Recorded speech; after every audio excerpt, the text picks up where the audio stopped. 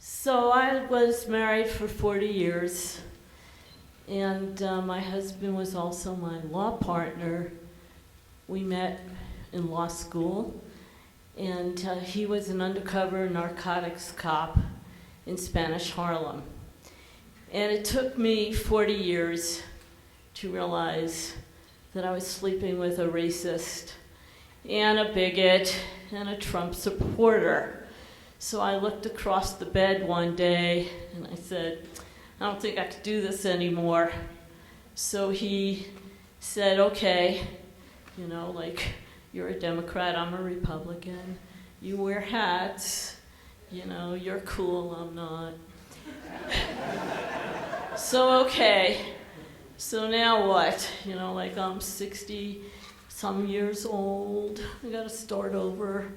And so my good friend, Antonello Benedetto, he said to me at 30 years old, I met Rich on OkCupid. You can do this. You are cute, you are still sexy. And I'm like, really? So he puts together a profile for me on OkCupid, puts these pictures up. I'm looking at it, he's got me all dolled up.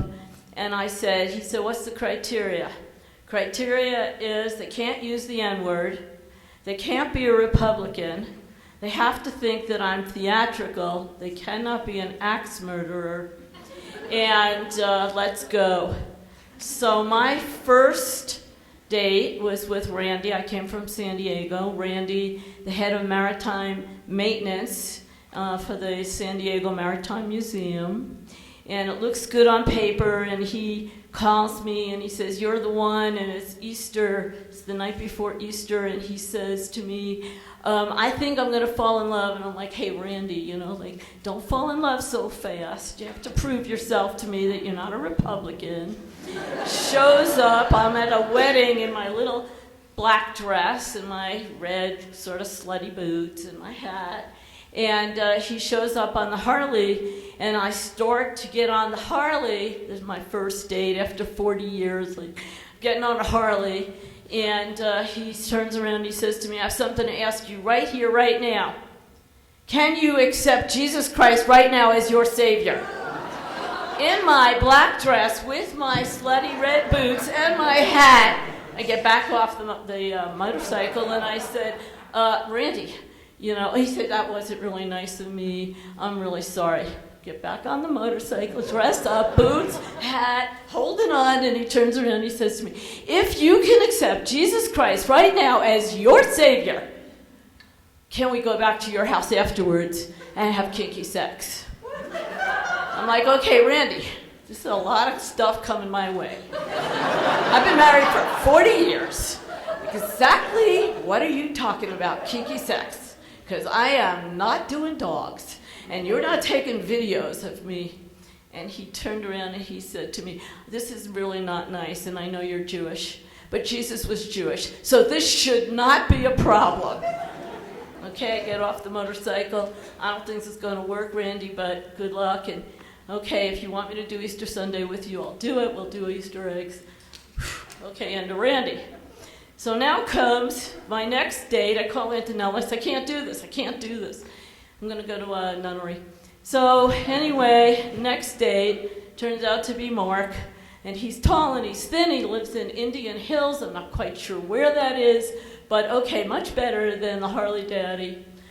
And so Mark comes and we go out. We have fun. We go play in Chautauqua. I'm still new in town. And we're working our way through this. Anyway, we go out for a couple of months last summer. I'm like, hey, there is hope. He's not voting for Trump.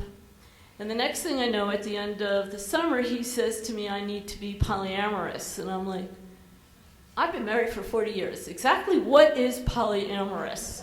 So he starts to explain to me about wanting multiple partners and California alternative lifestyle. He says the word cows. I'm thinking I'm going back to California.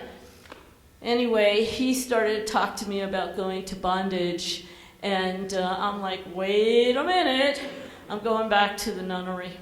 Okay, so that was chapter 3. And then chapter 4 was DJ, and he was a retired fireman. And I was like, yes, I should have married a fireman and not a cop. And DJ was a lawyer. Yes, I got this right. Yes. And DJ is a pianist. Does that mean I'm done? No, I have a minute. Okay, anyway, DJ, I'm in it. He's a musician. He likes my hats. He thinks I'm funny. And then we go out, and I'm like, zippity-doo-dah, zippity-day. Well, about a week later, he calls me and he says, there's something I got to tell you. I don't know how you're going to feel about it. I'm 6'2", and I'm a cross-dresser. How do you feel about it? And I'm like, no problem, honey. We could share my hats. Okay. So we roll it out a little bit more. I think the judges wear dresses. The people in Scotland, they wear dresses. Okay, I'm in it. Okay, we're going out. It's Boulder, it's Boulder.